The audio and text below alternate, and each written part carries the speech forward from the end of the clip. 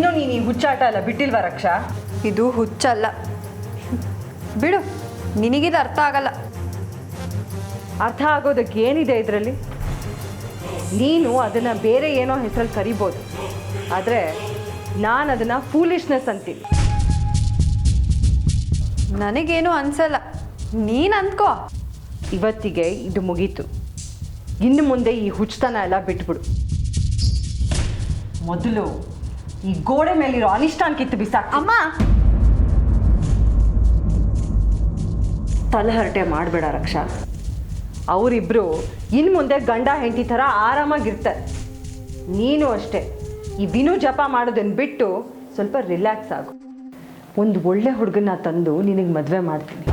ಆಮೇಲೆ ನೀನು ರಾಣಿ ಹಾಗೆ ಆರಾಮಾಗಿರ್ಬೋದು. ಅಮ್ಮ, ನೀನು ಏನೇ ಮಾಡು, ನಾನು ವಿನುನ ಮರೆಯಲ್ಲ. ನೀನು ಅವನಿಗೆ 1000 ಮದುವೆ ಮಾಡಿದ್ರು 1001ನೇ ಹೆಂಡತಿಯಾಗಿ ಅವನು ಕಟ್ಟೋ ತಾಳಿಗೆ ಕುತ್ತಿಗೆ ಕೊಡೋದು ನಾನೇ.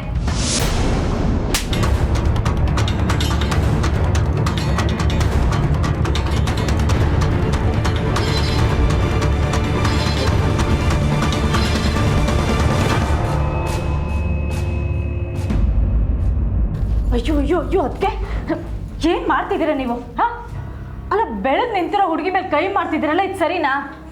ಅವಳು ಏನು ಮಾತಾಡಿದ್ಲು ಅಂತ ಕೇಳಿಸ್ಕೊಂಡೆ ಸವಿತಾ? ಅಯ್ಯೋ ಪಾಪ, ಚಿಕ್ಕ ಹುಡುಗಿ ಏನೋ ಗೊತ್ತಿಲ್ಲದೆ ಮಾತಾಡಿರ್ತಾಳೆ. ಅದಕ್ಕೆ ನೀವು ಹೀಗ ನಡ್ಕೊಳ್ಳೋದು? ನೀವು ನಡೀರಿ, ಅದಕ್ಕೆ.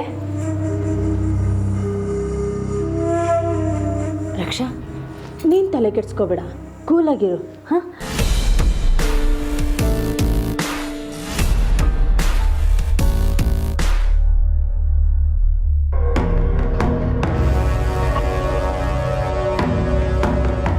ಈ ವಿದ್ಯಾ ಎಲ್ಲಿ ಹೋದ್ಲು? ನೋಡಿದ್ಯಾ ಸವಿತಾ, ರಕ್ಷಾ ಎಷ್ಟು ಹೆಚ್ಕೊಂಡಿದ್ದಾಳೆ. ನನ್ನ ಮುಂದೆನೇ ಹೇಗೆ ಮಾತಾಡ್ತಾಳೆ ನೋಡು. ಮಾತಾಡ್ತಾಳೆ ಅದಕ್ಕೆ. ಯಾಕಂದರೆ ಬಿಸಿ ರಕ್ತ ನೋಡಿ ಕೊತ ಕೊತ ಕೊತ ಅಂತ ಕುದೀತಾ ಇರುತ್ತೆ ನನ್ನ ಗಂಡನ ಮೇಲೆ ಆಣೆ. ಅದನ್ನು ನೀವು ಮಾತಾಡಿ ಸರಿ ಮಾಡೋದಕ್ಕಾಗೋದಿಲ್ಲ. ಮತ್ತೆ ಏನು ಮಾಡು ಅಂತ್ಯಾ? ಅವಳು ಹೇಳ್ದಂಗೆ ಕುಣಿಯೋಕ್ಕಾಗತ್ತಾ? ಮಾತಾಡ್ತಾನೆ ಹೋದಷ್ಟು ಅದಿನ್ನೂ ಜಾಸ್ತಿ ಆಗ್ತಾನೆ ಹೋಗುತ್ತೆ.